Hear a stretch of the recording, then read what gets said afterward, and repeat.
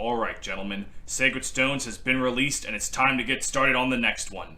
Now, this will be our first big console game since he who shall not be named left us.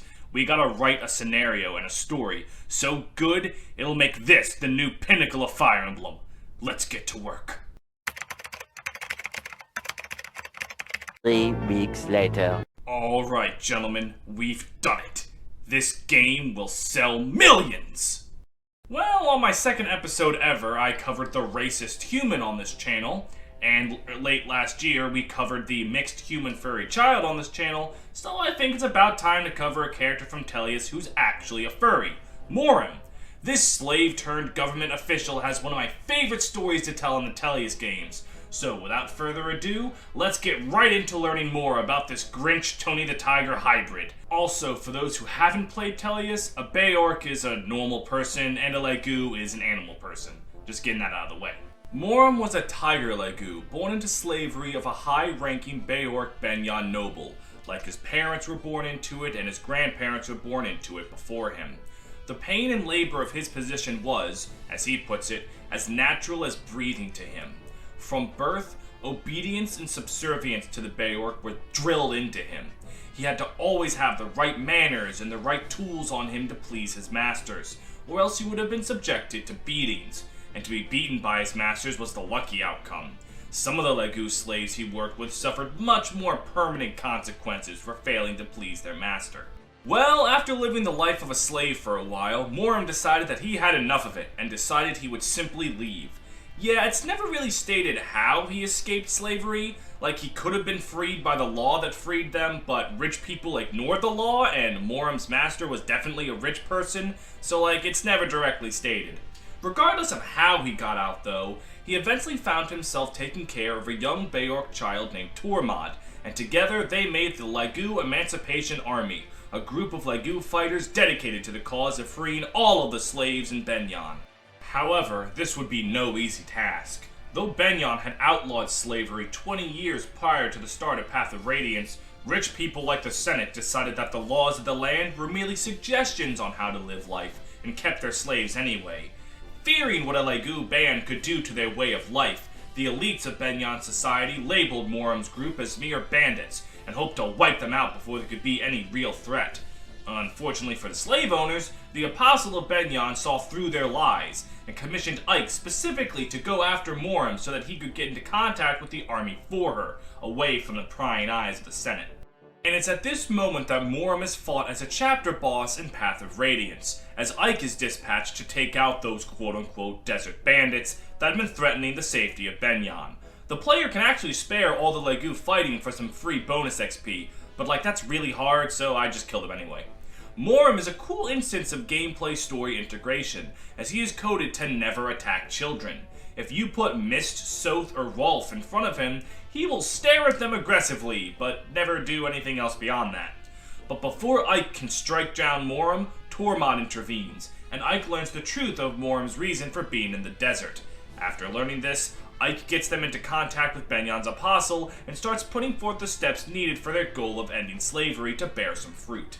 With the help of the Apostle, Tormod and Muarim were able to expose a member of the Senate for having Legu slaves. A small step to just expose one, but an important first step regardless. As progress is being made with stopping the Legu slave trade, Muarim and Tormod decide to go with Ike to help the Crimean army, rather than remain in Benyan to help the Apostle, deciding that they have a debt to repay to Ike for his assistance in helping them, and that should be repaid before they turn their attention to their personal mission.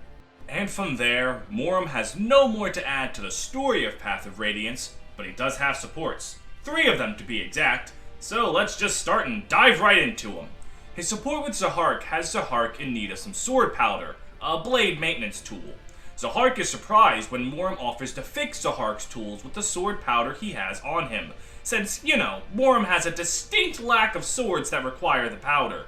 Muarim remarks that it's a force of habit. His former master made him polish his swords for him, and if Muarim wasn't ready for it, he was severely beaten. So now, he always carries around some sword powder even though he hasn't needed to use it in years. He just doesn't feel right if he doesn't have it on him. It's a sad memory, but after Zahark shares some of his own bitter backstory with Muarim, the two bond over their pain and become friends from it. His support with Leith, though, is where the crux of Muarim's character lies. In this support, Leith takes note of Muarim's subservient nature, like the Zahark support where he was immediately ready to do Zahark's busy work for him without Zahark even asking, and remarks on how odd it is compared to the pride of a normal beast like Gu. He's always there at beck and call, ready to work for the Beorc, even though he is a slave no longer. Subservience is just a part of who Muarim is now. How can he go back into regular society with pride in his kind when he's never even known what pride is? Muarim says that he can't even look a Beorc face to face, but he also expresses the desire to improve. It's support that shows that a victim of racism and slavery doesn't just magically get better after being with a group of people that aren't racist to them. There's still work that has to be done to help them get back on their feet to solid ground. Before we move on to Radiant Dawn, I might as well add in a small note about his support with Largo.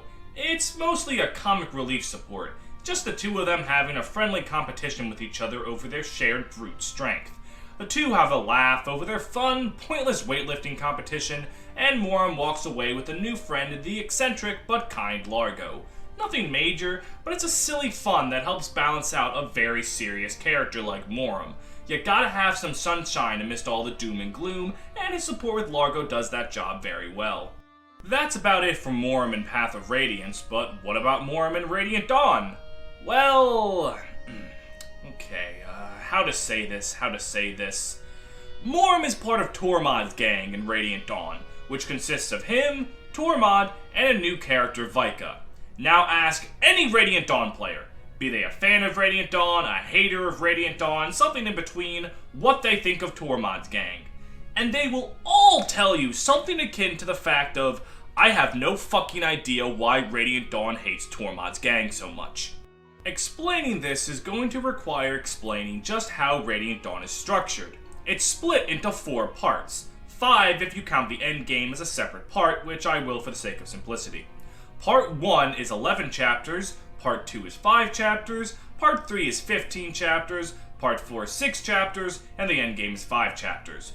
Muarim shows up at the 8th chapter of Part 1, can be used for the 9th and 11th chapters of Part 1, and then is not seen again until the 5th chapter of Part 4, where he is not a part of the final chapter of that part, and then can be deployed for the endgame chapters. He shows up early, and then just gets wiped from the story until he's kinda just thrown in randomly at Part 4. There isn't even really a reason he's in the story again. He just so happens to be at the mansion Ike wanders into because he got brain worms from Yune. It's like the game forgot he and Tormod were characters and went, ah shit, we gotta put them back in somehow, and just slapped them onto a pre-existing chapter.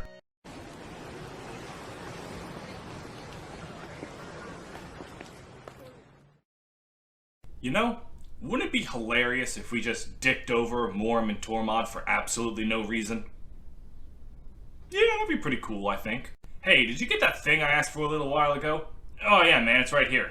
Oh, what is it? It's a list of people that have subscribed to the FEMS Paint Patreon page. For as low as $3 a month, they get benefits like early access to all the guys' videos, and for as little as $7 a month, they get polls to decide the future videos on the channel. Like, look at this list. It's got names like Bishneer, Dell, follow Penta the North Star on Twitch, subscribe to Great Riek, Green Brigand, Hell on Heelys, Hollow, Kieran Morin, Nember, Nevrix, Rangerman Sam, Rory O'Carroll, Ryan Walter, Space1255, Steph D, Brentendo11, Drew Hack, and Michael Hamilton. Man, what swell guys those are. What the fuck is a patron? So, he gets hardcore shafted in his screen time, but does something good happen to him while he's there at least? Well, he gets drugged against his will, so that's something I guess.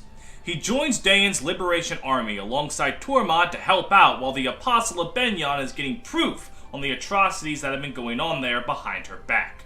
But shortly after he joins, the Dayan Prince's aide Izuka drugs him with the Feral drug, a concoction that drives Legu mad and turns them into mindless killing machines. Thanks to Raphael's magical song, though, Muarim is saved from going mad. And to be honest, this scene really confuses me as to why it happens. Not as in, like, the characters are acting out of character, drugging Muarim is 100% in character for Izuka, but more so that the scene has no point. Nothing really happens because of it. I mean, sure, Tormod is unhappy and leaves, but he was gonna do that at the end of part 1 anyway.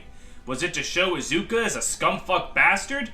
Well, we know he invented the goddamn drug. He was in Path of Radiance.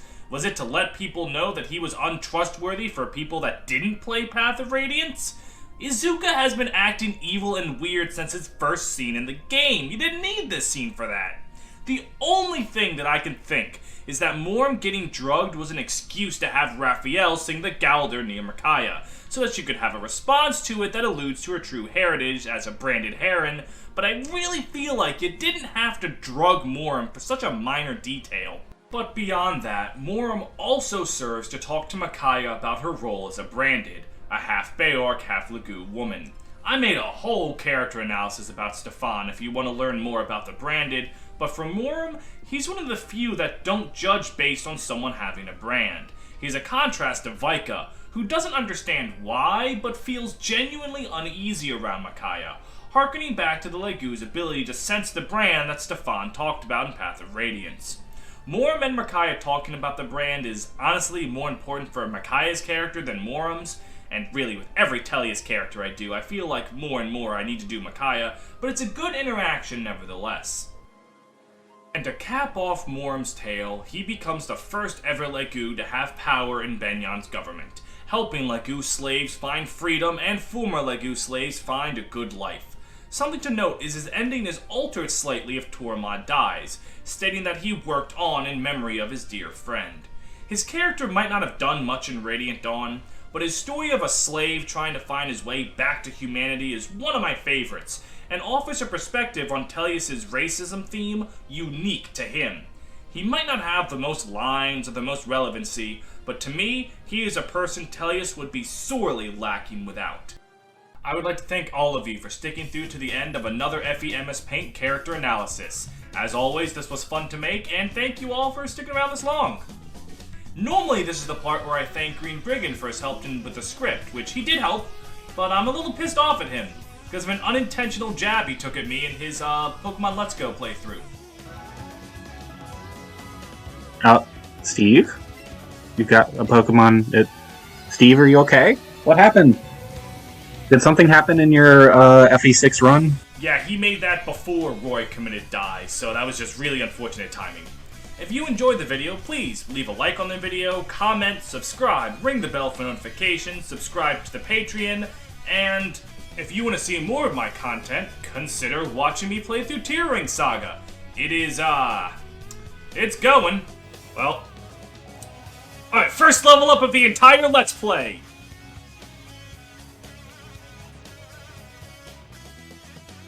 Was that a blank level up? What? No, stop the triumphant music! Stop! I didn't just see that!